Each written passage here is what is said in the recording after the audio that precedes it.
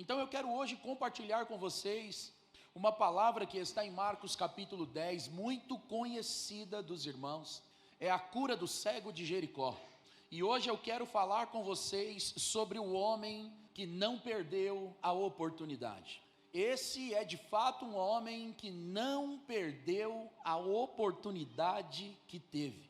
Talvez esta seja a sua última chance. E o que você vai fazer com ela?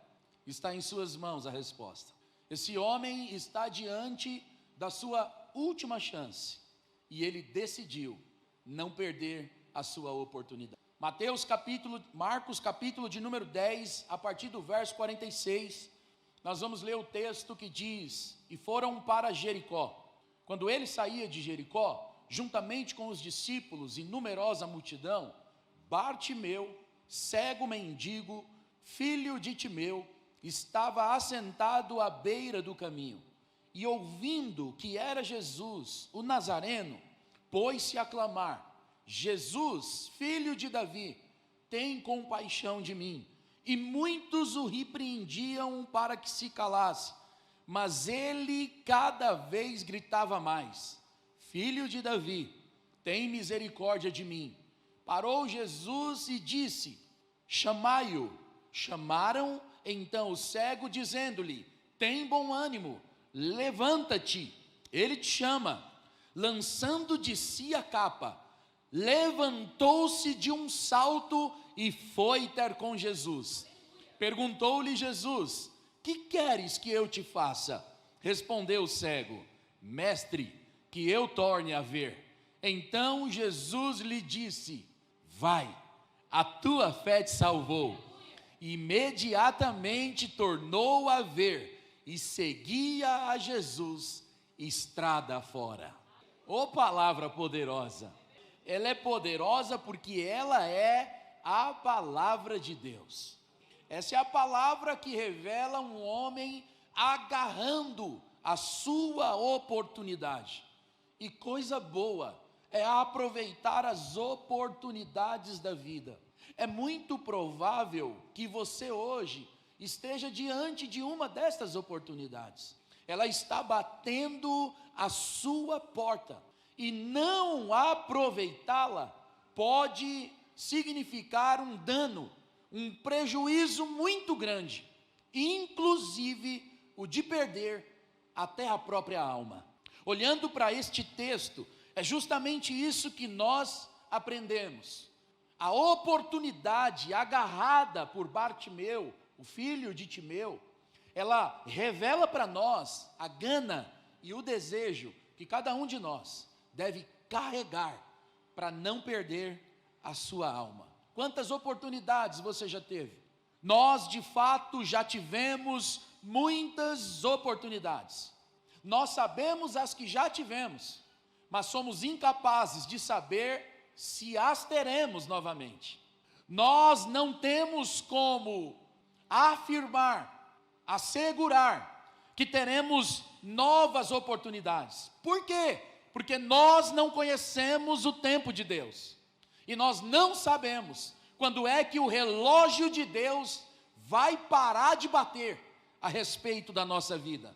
Nós sabemos que estamos diante hoje de uma oportunidade, mas não sabemos se amanhã a teremos novamente. Então esse texto é claro, a nos apresentar um homem que não desperdiçou a oportunidade que pôde mudar a sua vida.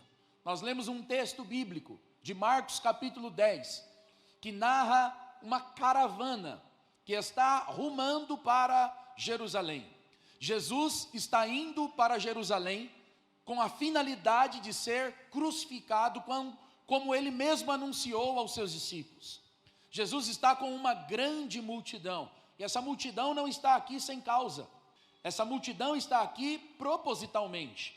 Era uma ordem em que todos os judeus, espalhados a pelo menos 25 quilômetros do templo, aonde eram celebradas as festas, que no dia da festa rumassem para Jerusalém. E Jericó era passagem obrigatória para quem ia para as festas, como do tabernáculo, festa dos tabernáculos, das barracas, como a festa da Páscoa, que era essa que Jesus estava indo. Se você continuar lendo o texto de Marcos, você vai ver que lá na frente Jesus está celebrando a Páscoa com os seus discípulos. Então essa multidão está indo para Jerusalém junto com Jesus para poder celebrar a festa da Páscoa. E eles passam por onde? Eles passam por Jericó. Pasmem, não há outra narrativa de Jesus passando por Jericó. Claro, é muito provável, por Jericó e Belém fazerem parte da Cisjordânia, de território palestino, é muito provável que em outros períodos Jesus tenha passado por lá, mas nos evangelhos nós só temos essa narrativa. Ou seja, esta era a oportunidade de Bartimeu. Se ele não agarrasse essa oportunidade, ele não veria Jesus novamente em Jericó. Jesus está com essa multidão e eles estão rumando para Jerusalém, a cidade que recebia os caravanistas para se abastecerem das suas provisões. Era ali em Jericó que eles paravam para comprar suprimento necessário para prosseguir aquela viagem. E neste curso, o que se viam eram muitos doentes, pessoas que não podiam seguir a caravana e ficavam à beira, à margem do caminho, em Jericó, desejando boa viagem, ou esmolando, conforme as suas necessidades, diante dos romeiros que estavam indo para Jerusalém. Dentro destes estava o doente Bartimeu, que ao ouvir que Jesus estava junto com aquela multidão, não hesitou em clamar o seu nome, gritou bem alto, mesmo sendo obstruído, mesmo a multidão tentando obstruir a sua fala, calar a sua voz, inibir o seu convite por Jesus, ele gritou cada vez mais alto: Jesus, filho de Davi, tem misericórdia de mim. E naquele momento, Jesus, ao ouvi-lo, o curou, o salvou, e ele se tornou um discípulo, indo com Jesus para Jerusalém. Jesus mudou a vida desse homem, e Jesus quer mudar a sua vida também nessa noite. Jesus mudou a história dele, e Jesus quer mudar a sua história.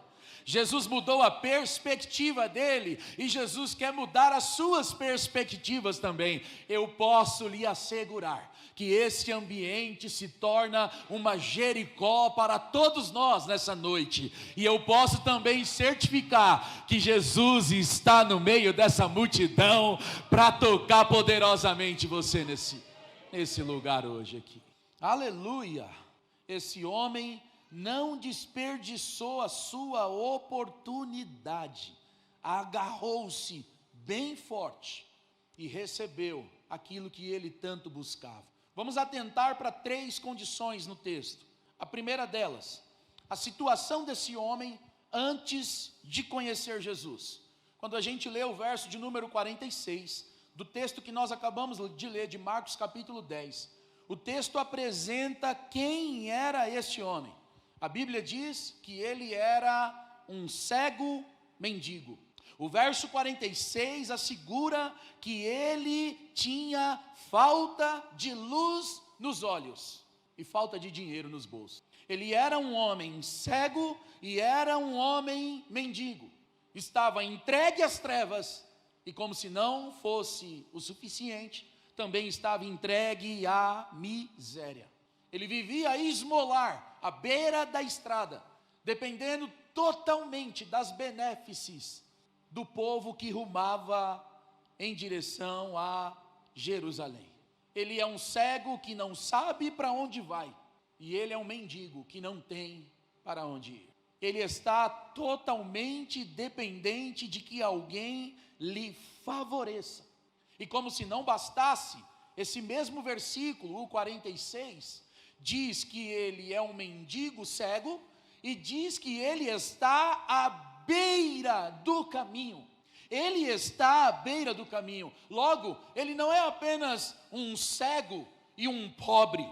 Ele está também à beira, à margem. Ele não é apenas alguém cego e pobre. Ele está com a sua imagem desvalorizada. Além de ser cego e mendigo, ele não tem valor. Ele não tem dignidade. Ele não é uma pessoa valorizada por ninguém. Sabe o que sobrou para ele? O desprezo, o esquecimento. Ninguém lhe dirige atenção. A única coisa que as pessoas sabem lidar são as suas poucas moedas em cima de sua capa. A capa que lhe autorizava a esmolar em Jericó para com os romeiros que iriam para Jerusalém. Esse homem não tem saúde, esse homem não tem dinheiro, esse homem não tem valor próprio. A única coisa que esse homem tem é a sua capa. Mas ele não carrega apenas a sua capa. Ele carrega a sua capa, ele carrega os seus complexos, ele carrega os seus traumas, ele carrega as suas feridas. No peito de Bartimeu, ele está carregando uma vida de angústia. Bartimeu estava sentado à beira do caminho. Ele não estava no caminho, ele estava sentado à margem, à beira do caminho. Olhe que ele não está entre a multidão, ele estava sob o desprezo, à margem da multidão, que pouco se importava com ele. Quiseram até calá-lo, quiseram inibi-lo de gritar: Jesus, filho de Davi. Não deixaram ele pedir socorro. Ninguém está importando com a situação miserável em que ele está envolvido. Mas é tão importante olhar, porque mesmo à margem, à beira do caminho, ele tomou uma atitude que pôde mudar toda a sua história. A sua bênção não depende dos outros, depende do posicionamento e do comportamento que você vai tomar a partir de hoje, meu irmão. Esse homem mesmo à margem, cego e pobre, ele toma uma atitude que é capaz de revolucionar a sua história. Vamos para as atitudes agora que ele tomou. Primeira delas, ele buscou a Jesus. Havia muita gente rumando para Jerusalém. Jericó estava abarrotada. O texto garante que era uma multidão. E quando a Bíblia fala de multidão, os números são estratosféricos mesmos. Você lembra de Mateus 14, que eram 5.000 homens, fora mulheres e crianças, cerca de 14.000 pessoas à margem do lago de Genezaré. Uma multidão para a Bíblia não é um pouco número, é muita gente. É muita gente.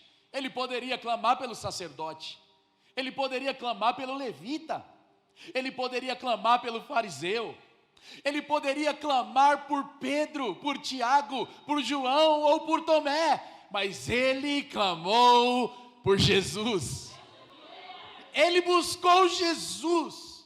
Mas é interessante notar que ninguém é salvo pelo desejo que carrega. Vale a pena certificar que honestidade e sinceridade, embora sejam valores que norteiam a sociedade, não são o suficiente. Você precisa sim ser honesto. Você precisa sim ser sincero, mas acima de tudo, você precisa buscar a pessoa certa. Você precisa aprender a buscar a pessoa correta. Sabe por quê? Porque os homens da nossa era aprenderam a adorar todo tipo de Deus. Os homens da nossa era aprenderam a exaltar todo tipo de divindade, mas elas não podem levar você para o céu. Elas não podem salvar você. Há apenas uma verdade, e eu preciso certificar isso para você, e que se todas as outras coisas não estão em consonância com a verdade de Jesus, não é uma verdade. E uma meia verdade, uma quase verdade, ela não é uma verdade. Só em Jesus você encontra salvação. Só em Jesus você encontra vida eterna. Só em Jesus você encontra a oportunidade de não ser mais quem você era. Só Jesus pode mudar a nossa história. Olhe para Atos, capítulo de número 4. Essa era a base doutrinária dos apóstolos no primeiro século. Atos capítulo 4 e verso de número 12, eles pregavam assim, e não há salvação em nenhum outro, porque debaixo do céu não existe nenhum outro nome dado entre os homens, pelo qual importa que sejamos salvos. Isso quer dizer que não existe salvação fora de Jesus. Qualquer outro ser, qualquer outra organização, qualquer religião que apresente para você a salvação, ela está mentindo, porque ela é impotente, ela é incapaz de operar o que só Deus pode operar por sua infinita graça. Olhe para o texto de 1 Timóteo, capítulo 2 e verso 5. Porque há um só Deus e mediador entre Deus e os homens, Cristo Jesus. Ele é o único que pode intermediar entre eu e o Pai. Ele mesmo disse: ninguém vem ao Pai a não ser por mim. Eu sou o caminho, a verdade e a vida. Jesus pode mudar a sua história, amado ouvinte da palavra. Jesus pode mudar a sua história. Portanto, coloque o seu coração em direção a Jesus.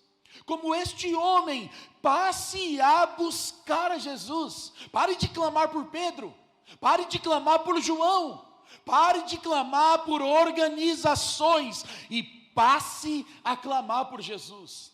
Alce os seus olhos ao versículo 47, o texto diz que quando ele ouviu que era Jesus que ia passar ali, ele não se conteve, pôs-se a clamar: Jesus, filho de Davi, tem misericórdia de mim. Ele buscou a pessoa correta, ele buscou a pessoa certa, e na sua busca, ele revela que ele não é o único cego naquela multidão, porque ele é o único que reconhece o título messiânico de Jesus. Ele diz: Jesus, filho de Davi, da linhagem real, o Messias aguardado, o Rei dos Reis, o Senhor dos Senhores.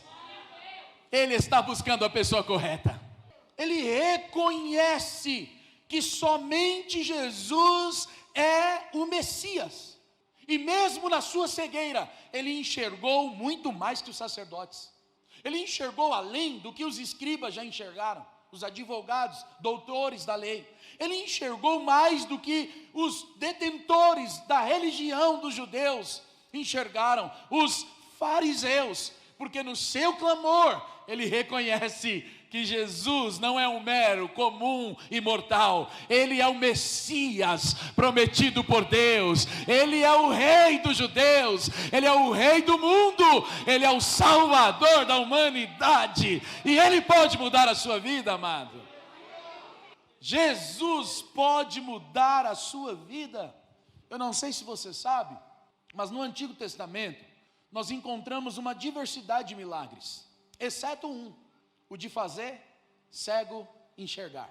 No Antigo Testamento você não encontra um cego sendo curado, recebendo a sua visão, porque entre os judeus havia um costume e uma crença de que apenas o Messias, o Rei dos Reis, poderia dar visão aos cegos.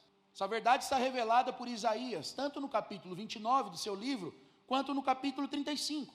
Isaías 29, verso 18 diz: naquele dia os surdos ouvirão as palavras do livro. E quem? Os cegos, e os cegos livres já da escuridão e das trevas as verão. Olhe para o capítulo 35 e verso 5. E então se abrirão os olhos dos cegos, e se desimpedirão os ouvidos dos surdos. Sabe por que eles rejeitaram o milagre que Jesus operou em João capítulo 9? Não sei se você recorda, em João capítulo 9, um cego de nascença procura Jesus, e Jesus envia ele até o tanque de Siloé para se lavar e receber a visão. Mas eles estão resistentes, mesmo entrevistando o cego, questionando o cego, porque reconhecer a cura do cego é reconhecer o título de Messias de Jesus. Ele é o enviado de Deus para abrir os olhos dos cegos, amados. Reconhecer que aquele homem, cego de nascença, passar a enxergar, é reconhecer a divindade de Jesus. E Bartimeu, ele tem uma consciência profunda de quem está diante dele. Ele não titubeia, ele abre a boca, toca a trombeta, clama bem alto: Jesus, filho de Davi, eu acredito que você pode me curar hoje aqui. Tem misericórdia de mim. Ele aproveitou a oportunidade e buscou literalmente aquele que podia curá-lo, aquele que podia salvá-lo. E se você está aqui hoje e quer ser curado, e quer ser salvo, e ter a vida transformada, clame por Jesus, porque Ele está nesse lugar. Jesus pode sim salvar você da perdição eterna. Uma segunda atitude que Ele toma e que me deixa pasmo, é que Ele não é autoritário, Ele não é alguém cheio de pompa. Ele busca Jesus, mas busca com dada humildade. Há uma singeleza na busca. Olhe o clamor e a oração no verso 47. Tem compaixão de mim, filho de Davi, se compadeça de mim. Tem compaixão, olhe para a minha situação.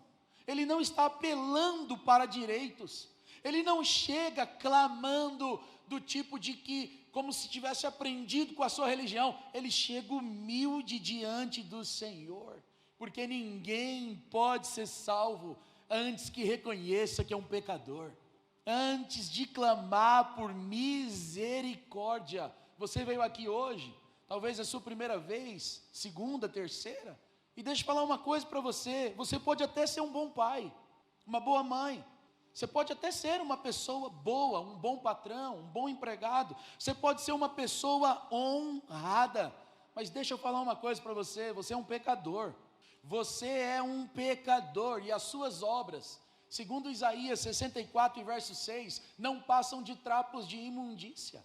E em Romanos capítulo 3 e verso de número 10, Paulo diz que não há um justo sequer, não há justiça em nós que possa nos salvar, nos livrar da condenação eterna. Nós precisamos clamar por misericórdia, nós precisamos enxergar a nossa situação e clamar bem alto: Jesus, eu não posso, mas o Senhor pode. Tem misericórdia de mim, filho de Davi. Sabe, no verso 48, eu fico espantado com a insistência dele. Ele não é alguém que desiste fácil. Vida sofrida, um homem marcado pelas lutas. É muito provável que ele não nascera cego, mas tornou-se cego ao curso de sua vivência. Alguma coisa aconteceu. É um homem de dores, é um homem de marcas, mas é também um homem de pura insistência. Irmão, quantas pessoas desistem facilmente? Quantas pessoas abrem mão da sua bênção? Às vezes está tão perto, tão próximo, a vitória está batendo na porta e você virou as costas para ela. Esse homem não desistiu. Há uma insistência revelada no verso 48. Por quê? Porque o texto diz assim, ó: e muitos o repreendiam. Muitos quem? Muitos quem? Irmão, a multidão repreendia esse cara. Às vezes uma pessoa fala de você, você sai fora. Às vezes uma pessoa que nem qualidade tem para falar de alguém, você vai analisar os frutos de quem falou de você, você vê que não pode dar crédito para isso. Esse homem está lutando contra uma multidão que está o repreendendo para que ele se cale, mas ele não se cala. Olha o que o texto diz: ele grita mais, é ousado, é desaforado, é alguém que quer a bênção a qualquer custo. Jesus está aqui, eu não vou sair daqui sem receber a minha vitória, não. Eu vou me apropriar da promessa de Deus, da bênção de Deus, do favor de Deus, mas eu vou receber o meu milagre hoje aqui. Quantos acreditam nisso? Pode levantar a sua mão, pode dar um glória ao nome do Senhor nesse lugar. Aleluia! Ele não quer deixar de forma alguma a oportunidade passar. Ele se agarra a ela, mesmo enfrentando as dificuldades. Deixa eu falar uma coisa para você: sempre que você quiser buscar a Deus, haverão impedimentos. Talvez você está aqui hoje e você não falou nada para ninguém, mas Deus está revelando isso aqui. Você veio aos trancos e barrancos, porque tanta coisa aconteceu hoje para você não estar aqui e você conseguiu chegar. Você já é um vencedor. Sempre que você se põe a buscar a Deus, é um pneu que fura, é um menino que se caga na hora de sair. E você já fica bravo, não vou mais. Vai porque a bênção está lá. Jesus está em Jericó. Pode observar, sempre que você propor no seu coração de buscar a bênção, de buscar a Jesus, alguém, e às vezes está dentro de casa os impedimentos, está dos conterrâneos, dos contemporâneos, está de quem vive dioturnamente com você. A multidão tentou calar aquele homem, mas não pôde, ele gritava cada vez mais alto. Sempre que você está caminhando em direção à bênção, a multidão vai se opor a você. As pessoas vão dizer, não faz isso não, agora você vai ser crente, não vai poder mais beber, você vai deixar de estar com a gente. Sempre que você está caminhando em direção ao milagre, alguém vai dizer, e aí, nossas revoadas vai acabar agora? Sempre que você está na mudança de vida, na transição para melhor, para o crescimento espiritual, por favor divino, o diabo vai levantar alguém. Ele não quer ver o seu progresso, o seu crescimento, sua família bem-sucedida. Ele não quer ver você feliz, realizado. E Deus tem planos de bênção para você. Deus tem planos de paz para você, amado. É o que Deus tem para você. Irmão, eu vejo pessoas que vieram para cá hoje e alguém disse, você vai lá? Você vai lá?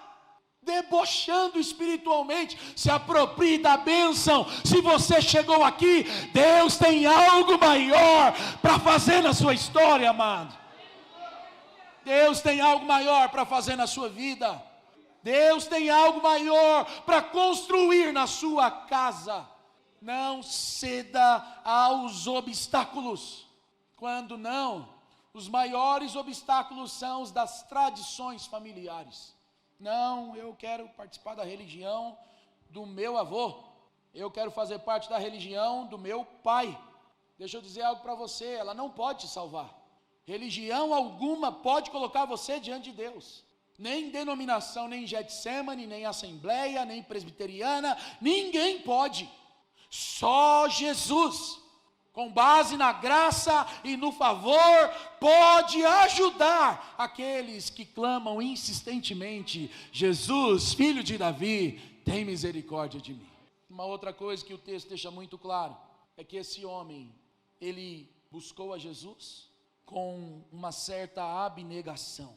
Quando eu olho para o verso de número 49 e verso 50, o texto diz assim, parou Jesus e disse, chamai-o. Chamaram-no então o cego, dizendo-lhe, tem bom ânimo, levanta-te, ele te chama. Agora olha para o verso 50, olha o que o texto diz, lançando de si a capa, levantou-se num salto. Alguém já viu cego saltar? Irmão, cego para dar um passo tem que apalpar antes, para ver se não cai num buraco. O cara, você já viu o cego? Ele bate a bengala primeiro. Hoje, as grandes metrópoles têm estruturas para que os cegos caminhem, né? São os guias direcionais nas calçadas e assim sucessivamente. Ele caminha pelos sons e pela bengala. Como é que esse homem ouve e fala assim, ei, para sua surpresa, sua senha chegou. Jesus mandou te chamar. Eu não sei porquê, mas eu sinto que a senha de alguém vai chamar aqui nesse lugar. Sabe, eu posso até falar algumas coisas aqui que pareçam sem sentido, mas eu consigo conectá-las dentro da verdade espiritual que eu libero sobre você. A senha vai chamar o seu nome, amado. Alguém vai dizer, chegou a sua vez, e você vai se apropriar do favor de Deus, amado. Não perca a sua esperança. Não perca a sua fé. Esse homem pulou, ele saltou, e o texto diz no verso 50, que ele foi ter com Jesus. Mas me chama a atenção, o fato dele ter deixado a sua capa. Pergunta para ele o que ele tem, pergunta para ele o que ele possui, e ele vai dizer que tem uma capa. A capa é o único bem desse cego, é o guarda-roupa, é a cama, é a cozinha, é a casa, é a vida dele, toda a estrutura psicológica física, emocional, está naquela capa estendida, à beira do caminho, para esmolar a quem está indo para Jerusalém. Mas quando Jesus o chama, ele abandona aquela capa.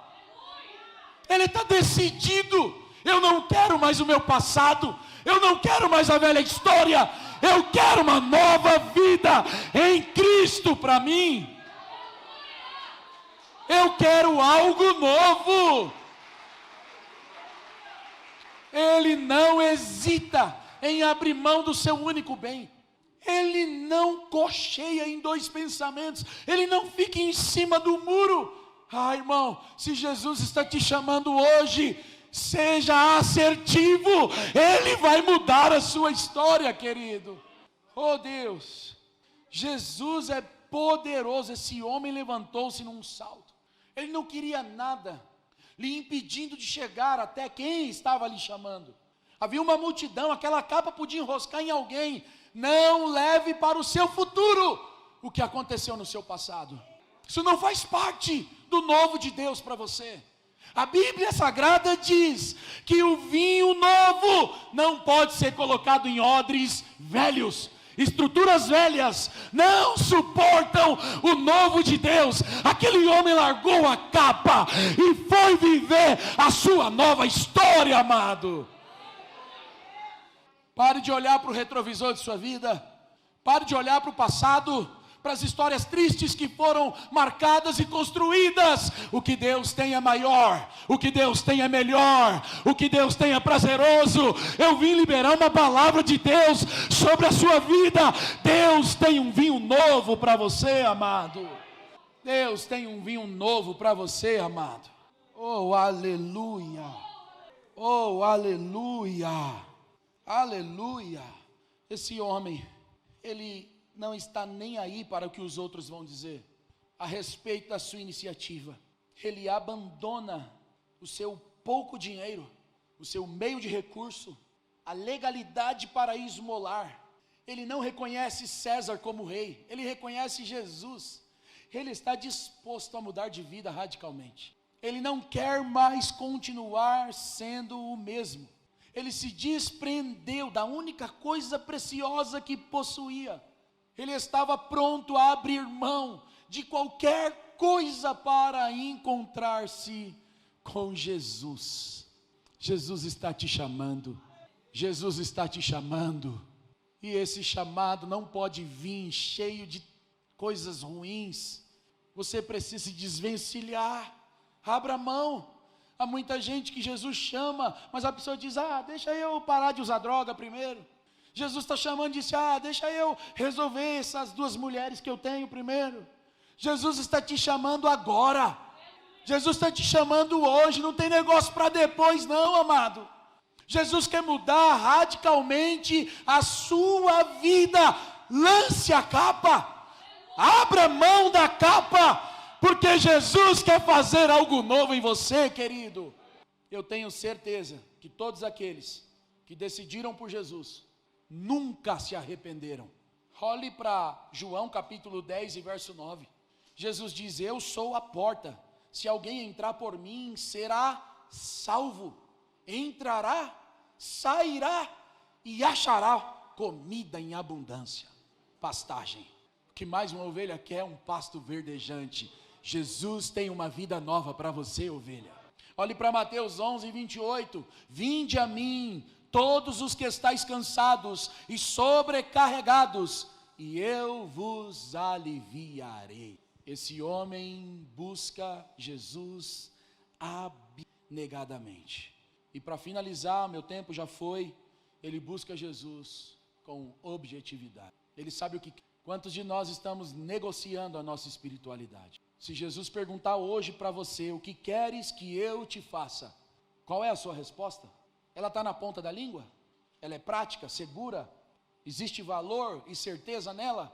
Quando Jesus faz essa pergunta para ele, ele diz: de bate pronto, que eu torne a ver. Ele está diante do Rei dos Reis. Ele está diante daquele que nem o diabo conseguiu vencer. Por 3 vezes ele tentou oferecer os reinos de todo mundo, do passado, do presente e do futuro. Nem Satanás conseguiu vencer Jesus. Você acha que você pode perder ao lado de Jesus? Você ainda tem dúvida que Jesus vai levar você para um beco sem saída? Você pensa mesmo que entregando sua vida para Jesus, Ele vai deixar você morrer à míngua? Ele se responsabiliza em cuidar bem de você. Ele é o bom pastor das suas ovelhas. Ele tem águas tranquilas e pastos verdejantes para você, meu irmão. Oh, eu me empolgo em falar isso. Eu preciso certificar. A Bíblia diz: eu nunca fui desamparado e nem vi o justo mendigar o pão. O Senhor vai cuidar de você em cada detalhe de sua vida. Eu preciso gritar bem alto isso aqui. Não é possível que você pense que Jesus vai levar você para uma cilada. Jamais. Ele vai cuidar de você como nem os seus pais cuidaram. Ele vai cuidar de você como nem o seu marido, o seu cônjuge cuidou. Você não está só. Jesus está com você. E estar com Jesus é estar seguro. Estar com Jesus é estar protegido. Estar com Jesus é estar guardado. Estar com Jesus é estar debaixo do favor e da bênção. Estar com Jesus é estar na posição. Estar com Jesus é estar salvo, meus irmãos. Qual é a sua necessidade? Qual é o desejo que você carrega no coração? Esse homem grita com clareza: mestre, mestre. Que por sinal, essa palavra no original só é usada por Bartimeu e por Maria Madalena na ressurreição de Jesus, quando vai ao sepulcro e não encontra, mas quando ele fala com ela, ela diz Rabone. É a mesma palavra utilizada por Bartimeu. Mestre, mestre, mestre. Esse homem, ele ensina verdades que devem permear a nossa vida espiritual. Ele ensina coisas tão poderosas que faz-nos sair de uma vida de esmolas. Deus não quer você mendigando o pão. Deus não quer você à beira do caminho, frustrado, ferido, machucado. O que Ele tem para você é uma vida de plena paz e de muito gozo espiritual.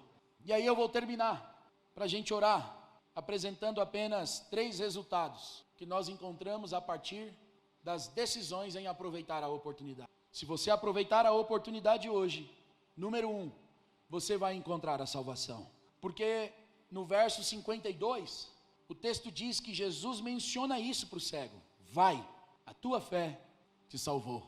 Mas ele não buscou a Jesus primariamente ou primordialmente para ser salvo. Ele buscou para ser curado. Pois é, está no pacote também. Você vai ser salvo e você vai ser curado. Você vai ser salvo e você vai ser curado. Olha aí, no verso de número 52, lá no final: e imediatamente tornou a ver. Imediatamente tornou a ver. Jesus disse para ele: você está salvo, a tua fé te salvou. E o texto diz que ele imediatamente passou a ver. Número 3, você vai ser salvo, você vai ser curado e você vai ser um discípulo de Jesus. Foi salvo, foi curado e passou a seguir o mestre. Aleluia! Passou a seguir o mestre para onde? Para Roma pomposa, imperiosa e poderosa? Não. Para a Grécia dos filósofos e sábios? Não. Passou a seguir Jesus para Jerusalém, para o Getsêmani, do suor de gotas de sangue, da traição, da cusparada, da negação de seus discípulos, da crucificação. Irmão, quem está decidido por Jesus, venha o que vier, com Jesus eu vou até o fim.